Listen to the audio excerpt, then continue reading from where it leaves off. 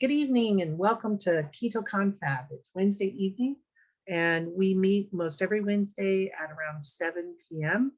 We are a group trying to support each other and anyone else who wants to join in living the keto lifestyle, particularly according to the teachings of Dr. Annette Bosworth. Here in 2023, we are working on going through Dr. Bosworth's Keto Continuum Workbook. We've completed section 1 and section 2. We're moving on to section 3. Section 3 is about week 2 of doing keto. So in week 1, we talked about this keto continuum, which is in the workbook. And we all begin at the beginning, usually of keto, eating a meal every 2 to 4 hours. And most of our meals were fueled on glucose, both from sugar and carbs. And then we move through the continuum as our bodies are able to move on so that we can get our bodies into ketosis and start with autophagy. And then we can start some fasting and everything. So looking at the keto continuum roadmap in the workbook is helpful. And you can go as slow as you need to or as fast as your body will let you. You don't want to jump over parts and cause a problem like constipation or body aches, or sometimes what they call the keto flu. So you want to follow the continuum through that. You don't want to jump right into doing like a 24-hour fast or a 36-hour fast, anything like that. You want to work your way through the section. So in section 3, becoming keto adapted, because by week 2, hopefully you are producing ketones using your pee strips to check that out. Now, if you aren't producing ketones, that's probably because you have been storing a lot of glucose in your liver and other body tissues, and those are dumping out as the body's trying to clear them out. So be patient, don't get upset with yourself. And there are things you can do like eat more fat, drink more water, use, if you want to, the BHB or the MCT oils, but you don't have to. And so in the beginning of this part 3, week 2 challenge, she wants to try and help you see some other successes within the program, so that you're not just staring at the pee stick or just staring at the scale to see how much you've lost or how many ketones you're peeing or whatever. So she gives ideas of things that you can count as a win. Like there are some people that are very addicted to sweet drinks, such as juices or sodas, or even the sugar-free substitute sugary drinks, or sugar in their tea or in their coffee. So, count successes by being able to get through a day without any sugary drinks or sweetened drinks. If you can try and eat a can of sardines, which is really great for protein and lots of good nutrients. And if it's packed in an oil, it's got good fat for you. She also suggests that you try and find an accountability partner. And that's one of the things she talks about in the first section, which is finding your tribe or finding your accountability partner. You can be part of a web group like this to try and keep yourself accountable, or you can have a good friend or a sister or a husband that's doing keto with you, or at least you can talk to about your keto successes or your keto issues to help you.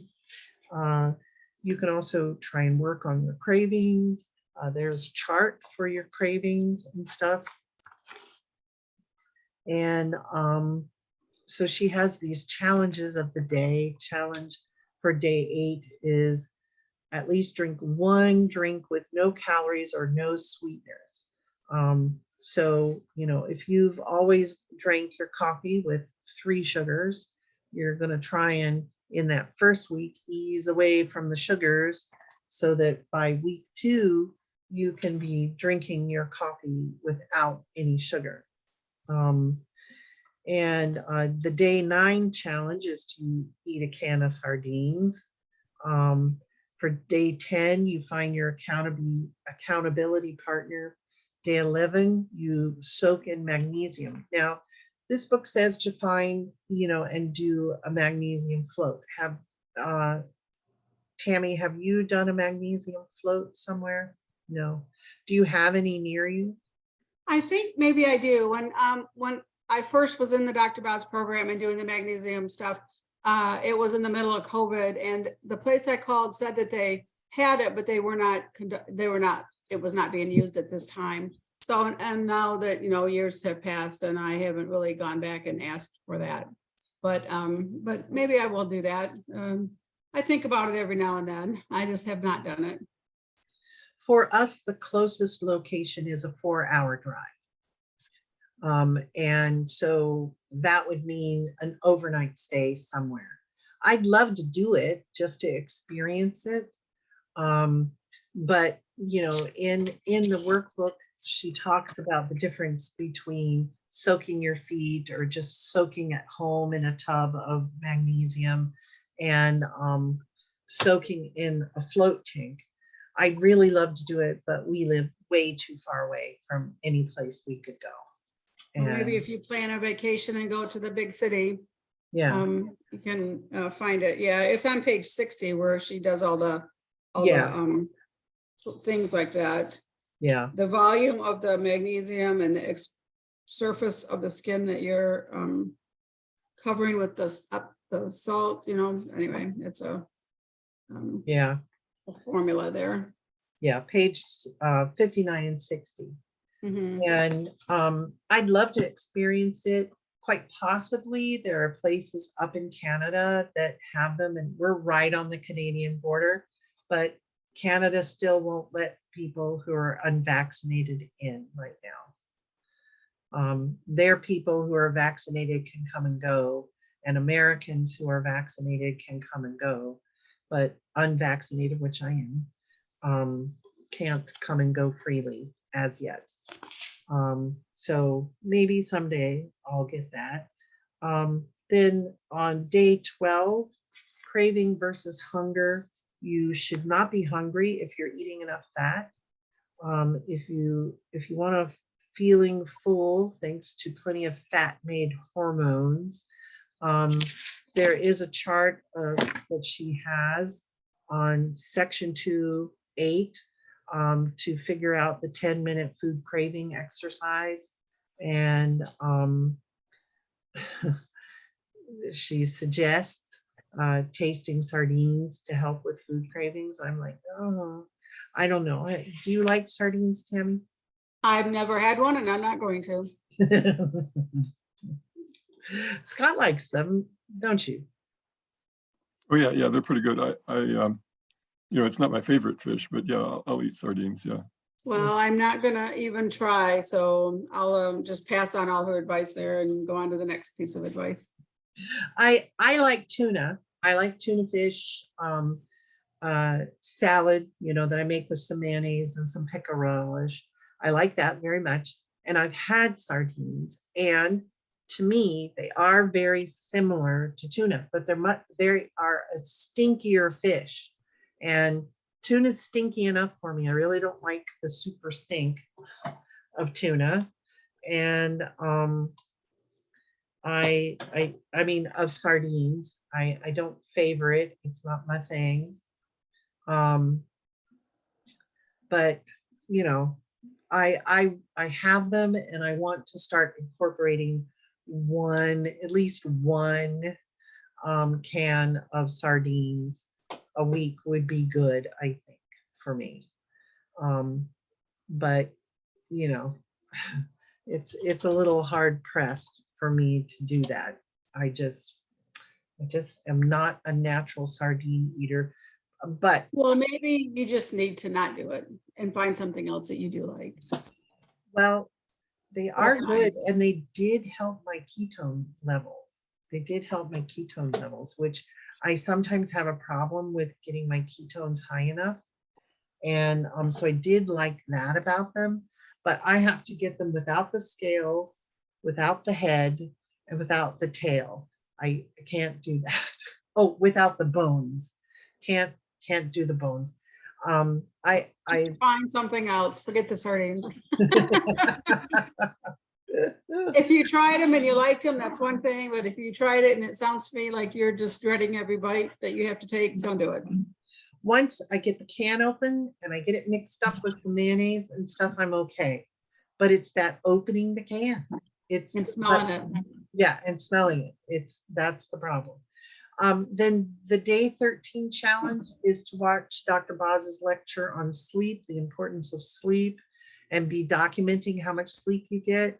Sleep is very important, and it's one of the biggest things I do wrong in my keto lifestyle is getting enough sleep and sleeping at the right time. I recently watched a video about the brain, and it wasn't Dr. Boz, it was another doctor talking about the importance of sleep, and he actually explained why the time we begin sleeping and the time we end sleeping is important to body functions. And I have to come down on myself and get myself cycled in the right cycle. But I get off here and there doing this and that, and then it takes forever. And then day 14 challenge is the social challenge. And she gives ideas of how to handle things socially, like if you go out to a restaurant with friends or over to someone's house and they try and offer you chocolate bonbons or something, how to handle it. And that's always a problem. And a lot of times I don't like to tell people that I'm doing keto because basically I don't want to hear their opinion about it. Because a lot of people have a poor opinion about keto. They're like, oh, that's not safe, or oh, that's harsh. I don't really think keto is that hard, except for I do crave sugar, still. But I have a sweet tooth that's really bad, and so yeah, it's tough. Then challenge 15 is what's your weight, find your BMI and document it, but limit your weigh-ins to every other week. I actually like to watch my weigh-ins closer than that. Do you ever weigh yourself, Tammy? Well, when I was losing weight and doing good losing weight, I'd weigh myself every day and, it'd go up and down and I didn't stress over it. And then last year, I started eating those keto treats and I started gaining weight and I did not want to get on the scale, so I didn't. And so after Christmas, after New Year's, I started doing strict keto this month. And I didn't want to get on the scale because I didn't want to see a certain number. Mm-hmm. And finally, after like 2 weeks, I got on the scale and I did not see that number. I was less than that number, but now I weigh myself maybe once a week and I'm not losing weight. It makes me sad. I'm not gaining. I'm staying the same. Like today I lost 0.2 and I don't know when the last time I weighed. I mean, it's probably been 3 or 4 days and I lost only 0.2. And I know I'm not stressing about it. I know I'm eating the right things and I'm doing the right things. I feel I'm not eating it, but anyway, get back to the scale. So I'm kind of getting on the scale now and maybe I try for once a week. Mm-hmm. I currently, I'm getting on the scale like 2 or 3 times a week. I'm also not checking my blood sugars. I mean, I'm checking my blood sugar every day, but I'm not checking my blood ketones every day. I've given that up. I haven't, yeah, I don't do my blood ketones very often either. I have, I have the Keto Mojo app, and so that they're in there, and they've been good. Every time I measure, they've been good. I don't always do it first thing in the morning. But maybe before bed or maybe before I eat, they'll be at 1.2, 1.4. My blood sugar isn't as low as I would wish it to be, but I'm fine with it. It's probably in the 90s. So, yeah, my blood sugars are okay. My blood ketones are always low because I don't have a lot of sources for fat other than the meat that I eat, the fat that's on it. And I have bacon once a day, and I have eggs once a day. I've been trying to have steak, but I found steak in the freezer that isn't good. I get it out, it thaws, it's got a slight smell to it. I bake it, it's even worse. So it's not good. It's been there too long. So I haven't eaten a lot of steak lately. But I know that without more fat, my ketones sit around 0.8. That they just sit there, they don't do anything. And so what's the point of taking it? Because I'm not stressing my metabolism with fasting right now. I need to get back into doing that. I am eating usually one meal a day. There are some days I eat twice. But I'm eating too late at night, and I'm not eating enough fat. I know that. And so I need to work on that. Then pretty much the rest of section 3 is trying to take you through weeks 3, 4, 5, 6, 7, and 8. Just trying to keep you accountable with your blood pressure, your blood sugars, your ketones, not drinking sweetened drinks, being accountable to your partner, how many meals a day you're doing, and just trying to work on keeping things even and moving along and getting towards the next levels of the Keto Continuum roadmap. Tammy, when you first started keto, were you measuring your blood sugars every day? And you've never had a problem with blood pressure? I've never had no. Was I measuring my blood pressure? Yeah. I hardly ever measure my blood pressure. I've never had any problems with it. Yeah. I do have a meter. I mean, a little cuff thing, and sometimes at night I would just do it and record it, but I've never ever had a problem with it, and I don't even bother. My pulse is pretty low compared to other people. Mm-hmm. And I've even gone to the doctor about it being so low, but it's come up and it's not as low as it used to be anymore. Mm-hmm. Mm-hmm. When I lost weight many years ago, I would go into a weight loss place at a hospital and they would measure it, and they talked to me about it because I was like 52, 53 when they would do it. I mean, it's not excessively low if you don't have other problems. It's good if you don't have other problems that go along with the low pulse, but I didn't have any problems. So I think it's up higher now. It's like 68 at this moment. And my resting is usually around 60 now. So, but no, I've never had. I get into that low pulse rate thing too. There are times, my pulse is like 48 and I'm sitting up watching YouTube videos, whatever. So mine gets low too. So when I first started, I did a lot of charting, of my blood. I did too. My blood sugar, my blood pressure, all of my food and stuff. I've gotten out of that. I need to get back into just charting everything. I measured my food. I measured everything. I put everything on the scale, and I put it all in chronometer. And I measured, and that's when I was losing, 40, 50 pounds. Then you get there and then you kind of stop doing all those kind of things because you think, oh, I know what I'm doing. And you do for the most part, but you can backslide, and And I knew I was gaining weight, and I knew I was doing bad things when I was gaining weight. And, I enjoyed every bite of it. And now I got to pay for that. And I knew when I was not getting on the scale that it was a bad thing and I needed to stop, but I just didn't. Mhm. I think it's a normal human thing, we get the hang of the routine, but then it slowly gets away from us, Especially when you don't have a pressing medical condition that you're treating with your diet. That if you go off your diet and you eat some bad things, you're going to pay for it the next day with whatever the reaction is for you.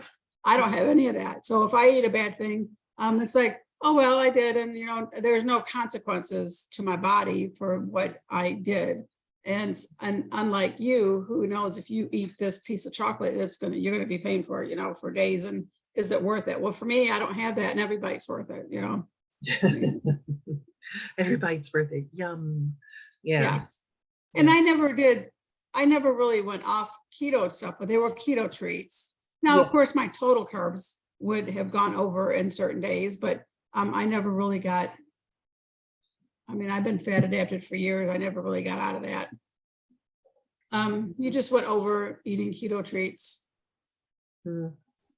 and gaining weight. So that's why they're all bad. They're bad for you. Now I only eat keto treats once a week, and last weekend was kind of bad. Maybe I had 2, but then I stopped. That's during the week. I'm fine. On the weekends, like Friday night, I think I try to eat a keto treat. Just one, but maybe I had 2 last week. Oh. Yeah. I had to, there was a keto balm that's available on Amazon.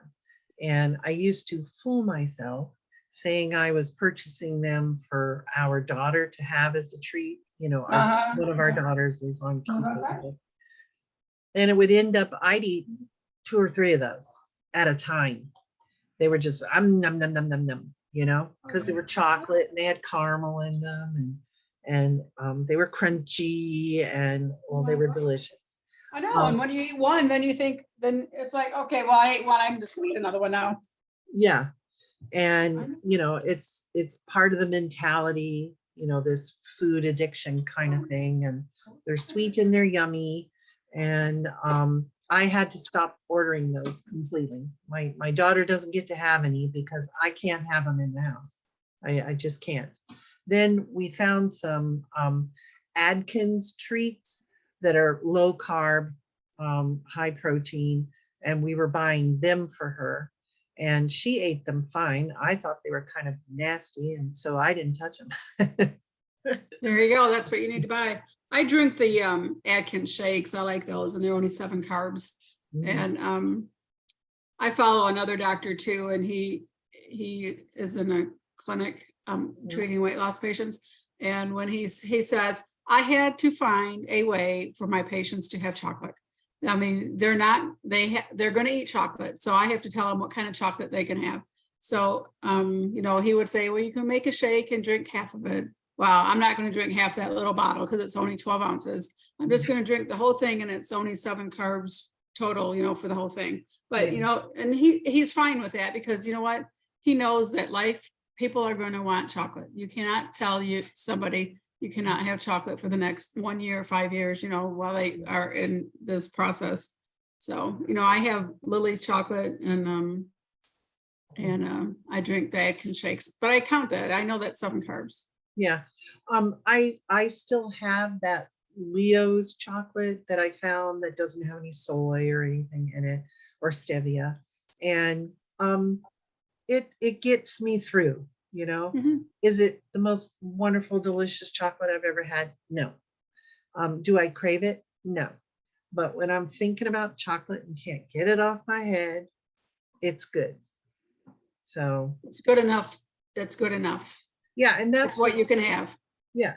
And that's what everyone needs to do. They need to find their groove in keto, and, right at the beginning, like what we're talking about now, really watch everything, keep track of everything, and see how you do. Make a record of, hey, I've been 15 days without chocolate that has regular sugar in it, like M&Ms. I've been 15 days without my M&Ms that I'm absolutely addicted to. How do I feel? because that's what's going to make a difference later. Once you've lost the 50 pounds or the 100 pounds like me, can you remember how good you felt without the M&Ms? Speaking of M&Ms, my husband buys, M&Ms and buys candy all the time. So he had bought some caramel M&Ms. Oh man, they're awesome. I love caramel M&Ms. And I knew that he was going to eat the whole bag, and that was fine. I knew I didn't want to eat any, but I wanted some of those caramel M&Ms, but I didn't really want to eat, 10 of them today. So anyway, I took a little container and I put them in there, and I just put them in the refrigerator and hid them. Well, I hid them from myself too, because I opened up the door and I'm like, oh, look, there's that little container M&Ms. And I would be happy to open up that little container and have 2 M&Ms and put the rest away and save them for another day. And so I did. I mean, I haven't had any in a few months, but they're still in the refrigerator. And when I want one, because, one caramel M&M is not going to do you in. It's when you sit there and eat the whole bag, or eat the bag in 3 days, which I could do that too, but I don't. But my husband does. So I knew that bag of M&Ms, and it was, a big bag. I knew that was going to be gone in a week. So I better get my M&Ms out of there, because I could eat one a day. I don't even eat one a day, but I have one when I want to. Yeah. And they've probably been in there for 4 or 5 months now. The combination of chocolate and caramel is a very favorite one of mine.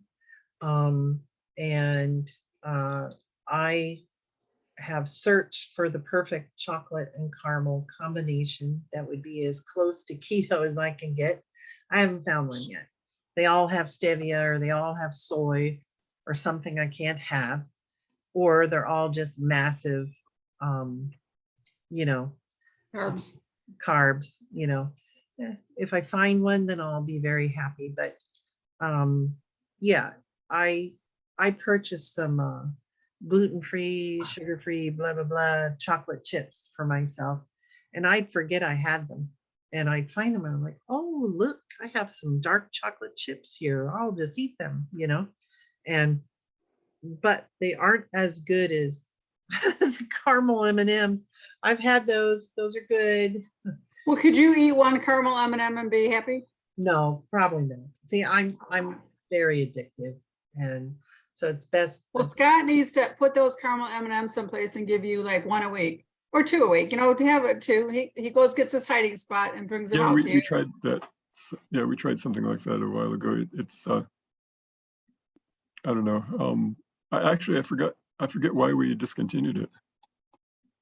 Well, to be honest with you, down? I forgot that you had them, that you had things for me. Maybe that's for the best. Yeah. Well, you're not supposed to say, Scott, go get me the M&Ms. On one day, he goes to his hiding spot, so you don't know where it is, and then just brings them out and just leaves them at your chair at the table, and you'll find it when you come in. And so you won't know, because you'll want to go hunt it down and search for them. But they're in his car, and he takes them with him to work every day, so you can't find it or whatever. I'm actually proud of myself, because I didn't do that. I didn't go searching for them. I knew he had them. I knew he had them somewhere, and that's fine. And maybe we need to go back to that, because but the thing is I really want to stay away from sugar. Like we talked before, I want to avoid cancer. And to avoid cancer, I need to give up the sugar and the carbs, and I know an addictive personality, thank goodness I never started smoking or drinking, because I don't know how I'd stop if I ever had. But each person has to come up with a strategy for themselves, and again, it goes back to our why, which was in the first section of this book. Why are we doing this? See, I don't have a why except for weight loss, and that's not compelling. That's not compelling enough when you have temptation in your way, Mm-hmm. Oh, well, you know what? So I'm going to gain, 0.2 pounds tomorrow. That's no big deal. I'll just go, but it is hurting to you because you're giving in. And so today I went to a Mexican restaurant for lunch, and no chips. And they have a buffet, and I just have all the meat off the buffet: brisket, ribs, carnitas. I just fill up my plate with all the meat. You know, I've never seen a Mexican buffet. Scott, have you seen a Mexican buffet? And I got Not guacamole that I and remember, pico. no. And That'd be delicious. I got some cheese sauce, which I just eat the cheese sauce. And yeah, it's a really nice, it's only in afternoons, like from 11 to 2 or whatever time. And they even have it on Saturday, which was surprising. Ooh. But so Good for anyway, we you, went there. living in a big town that has stuff like that. It's not a big town, but we have big town things, or bigger town things than what you might have for a population of 40,000. So how close is a big city to you? 100 miles. 100 miles. Ooh, which city is that? Memphis, Tennessee. Memphis. 100 And miles. 120 miles will get you to Birmingham, Alabama. Oh, I've never been to Birmingham really to go shopping or do anything. I go to Memphis to fly out. To fly in and out, you go to Memphis most of the time. You can fly out of Tupelo, but the only place it flies to is Nashville. So it just depends what you want to do. yeah. Yeah. Minot is 125 miles from us, and it's about 40,000 people, right, Scott? That's what my town is, 40,000. Yeah, Minot is, well, okay, Minot was about 40,000 before the oil boom, and so I don't know what it is now. Yeah, but then it dropped after the oil boom bust. Yeah, I don't know. I'm not quite sure. Yeah. And I'll tell you. anyway, so we fly out of Minot, or we drive 3 hours to Grand Forks and fly out of Grand Forks. Grand Forks is like 50,000 or something. 40. Yeah, probably, yeah. Yeah. Then Fargo is our biggest, and I think they have 80,000. And Well, Bismarck. no, I think they're over 100,000 now. They've Are grown they? quite a bit in the past few years. Does yeah. that include East Fargo then? Or You mean West West Fargo? Fargo? No, I don't think so. Oh, and then Bismarck has about 68, I think. Yeah. Well, Minot is up to 47,000 people. Ooh, it's a bustling place, man. Yeah, so, you know, we don't have any really huge town there. Fargo is probably our closest to 100,000 population. Yeah. Of course, Winnipeg from us is only a 3-hour drive, and Winnipeg's well 3.5. over a million. Yeah. You know, it's 3 hours from our house, and it's well over a million. And Winnipeg is cool. I like Winnipeg, but Are you sure it's over a million? yeah. Mhm. Okay. Yeah. But anyway, so What city do you live in? Rolla, Rolla, North Dakota. Yeah. We're just south of Killarney, Manitoba, Canada. Yeah. Anyway, yeah, so each person, according to, you know, their life and their lifestyle and what their needs are. You know, Dr. Boz sets out this program to try and make it easier and clear for people as to what you're trying to accomplish, or what the foibles you may hit, what obstacles you may hit, such as low potassium, low magnesium, muscle aches and pains, or sugar cravings and stuff. But you got to figure it out for yourself overall. And, you know, I think Dr. Boz has been very thorough in the way she goes with her program. And it is step by step. I do like that very much about her program. And the workbook helps a great deal with that. But anyway, so that takes us to section 4, and section 4 is about baseline metabolism. And I think it goes more into measuring blood ketones and things. So that's what we will cover next week. And just in case there are people who are listening that are interested in any of the videos I mentioned, I will put them in the description of this video so that you have them. You don't have to watch them. You don't have to think about them or anything, but I'll just link them. So, All right. Well, thanks for coming and thanks for watching whenever you watch. And this has been Keto Continuum. I'm going to stop the recording if my mouse will turn back on. It went to sleep. Here it is. And now where do I go? Here it is.